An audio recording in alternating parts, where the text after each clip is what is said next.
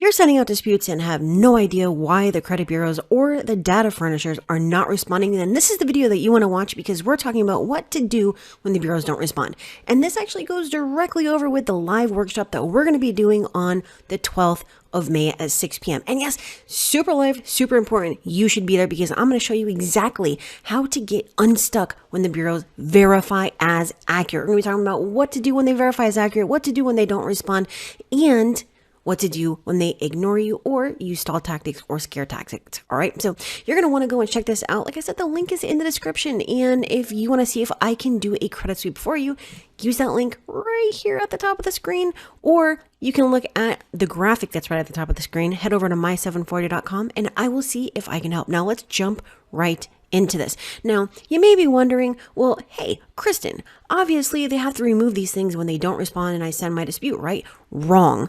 Now, here's the reason. They don't care that there is a law. That's why the FCRA was enacted to begin with, right? They use these as guidelines and you need to know how to fight this. So use the link in the description. Pause this video right now. Use the link in the description to pull this up and go over this one by one with me. And one of the awesome things about the site that I use to create this content is that you can go and literally mark this up and use it and add your own to this and save it. You just click on save account, which you can't see the button because it's outside of my screen right now, but you're just going to enter your email, click on save your content, and you can come back to it later. All right. So let's go over step one. We have step one, we have step two, we have step three, and we have step four. Now, step four is really simple. You're going to join the live workshop. All right. So heading over to step number one, this is a checklist of tactics that you can use for your first step. All right. So why didn't anyone respond? Well, if you are not going to pay for the $765,000 in postage that they have to pay to respond to the 1.5 million dispute letters, then that is why they're not responding. Okay. Things are a little bit different now than they were 2 years ago. Okay. So does this mean that no investigation took place?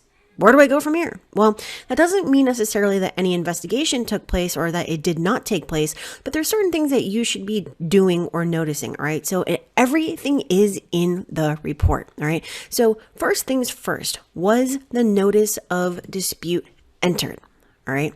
That's the very first thing that you should be looking at. If it was not entered by the 30th day after they received your dispute, send a new dispute requesting deletion pursuant to section 623. All right. If it was, did the date last reported change? If it did, it means the bureaus performed an investigation. All right. If it didn't, you're going to request deletion for failure to investigate.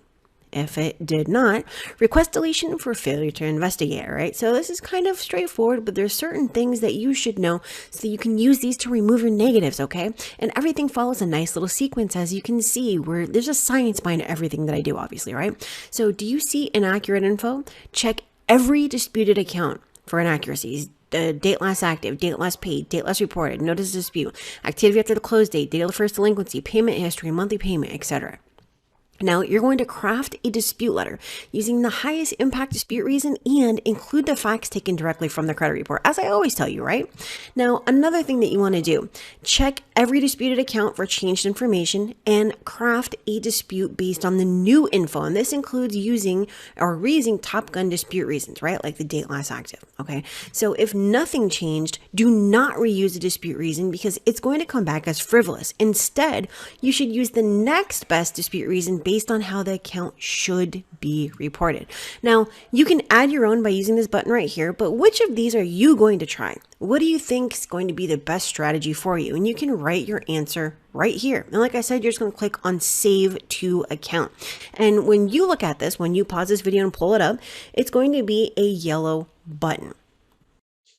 And this is the site that is going to give you all three worksheets, how to get unstuck. And that also has the link to register for the workshop, what to do when the bureaus don't respond, which is what we're doing right now, and verified as accurate, credit bureaus verified, what do you do now? Okay.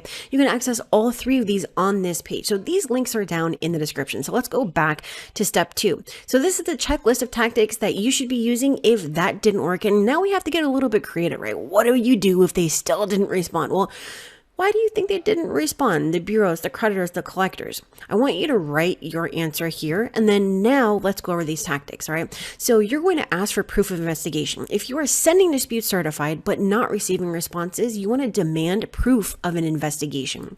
Now, if you didn't send it certified, you will want to send it certified this round and ask for proof of investigation.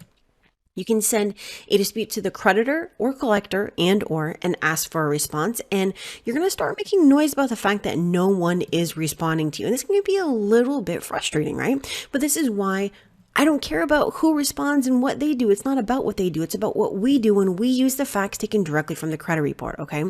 Ask for documentation, right? And this documentation needs to prove that they did their responsibilities, perform their responsibilities to begin with, right? Otherwise, then they can't say that anything was, investigated. They can't say that it was verified. They can't say that anything happened because they didn't prove it. And then now that's pursuant to section 623, by the way. All right.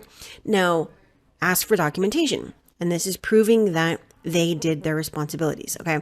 So now if they had investigated, then obviously there'd be a response, right? So send a letter to the credit bureaus demanding deletion because you did not hear back from the data furnisher.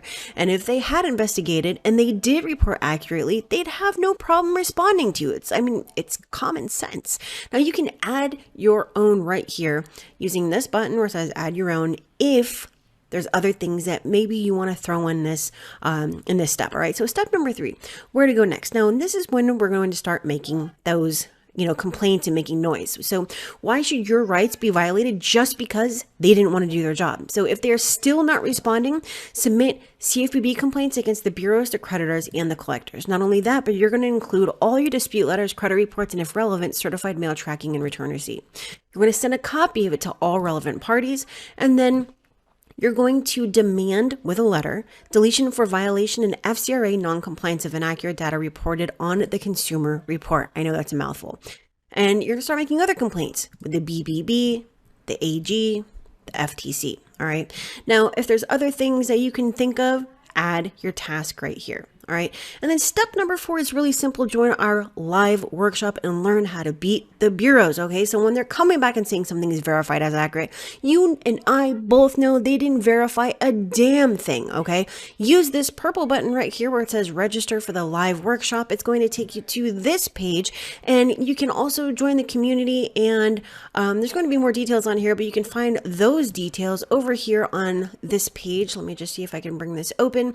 Now, there's so much that I have to go over with you, but it really all comes down to one thing. Our job is to remove these negatives as fast as humanly possible, but you have to know how to do so the right way and why you're doing it, okay?